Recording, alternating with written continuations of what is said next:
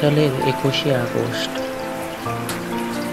ভারী বর্ষণ এবং ভারত থেকে নেমে আসা ঢলের কারণে বাংলাদেশে বন্যা পরিস্থিতির সৃষ্টি হয়।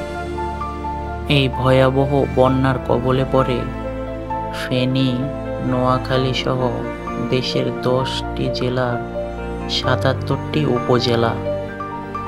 এছাড়া ভারী বর্ষণ এবং উজান থেকে নেমে আসা ঢলের কারণে উত্তর পূর্ব, দক্ষিণ পূর্ব এবং পূর্বাঞ্চলের 5 জেলার নিম্নাঞ্চলগুলোতে সৃষ্টি হয়েছে স্বল্পমেয়াদী বন্যা পরিস্থিতির।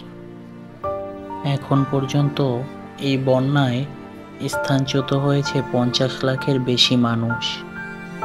বিশেষজ্ঞ মহল মনে করেন, বঙ্গোপসাগরের লঘুচাপের কারণে এবং অতিবৃষ্টি ও আন্তঃসীমান্ত নদী থেকে আসা ঢলে এই বন্যা পরিস্থিতির সৃষ্টি হয়। একই সাথে ভারতের ত্রিপুরা রাজ্যের জলবিদ্যুৎ প্রকল্পের বাঁধ খুলে দেওয়ার কারণে সৃষ্টি হয়েছে এই আকস্মিক বন্যা। তবে ভারতীয় গণমাধ্যমগুলো এমনটা বললেও ভারতীয় সরকার তা প্রত্যাখ্যান করে। ভয়াবহ এই বন্যায় নিহত ও আহতদের সংখ্যা এখনও সঠিকভাবে জানা যায়নি। তবে এখন পর্যন্ত যতটুকু জানা গিয়েছে তা হলো, কুমিল্লায় 4 জনের মৃত্যু হয়। 22শে আগস্ট ফেনীতে একজন ডুবে মারা যান এবং ব্রাহ্মণবাড়িয়ার আখাউড়ায় পাহাড়ি ঢলে সৃষ্ট বন্যার পানিতে ডুবে একজন অন্তঃসত্ত্বা নারীর মৃত্যু হয় এবং কক্সবাজারে মারা যান 2 জন। এ বন্যার ক্ষয়ক্ষতি বলে শেষ করা যাবে না। কৃষকেরা হারিয়েছে তাদের ফসলি জমি।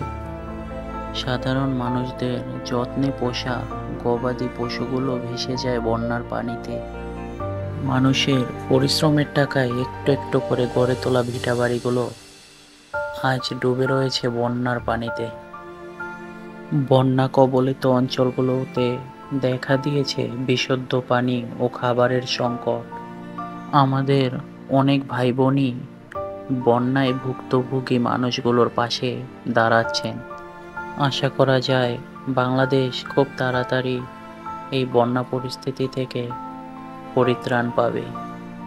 সবাই ভালো থাকবেন এবং দোয়া করবেন বন্যায় ভুক্তভোগী মানুষদের জন্য।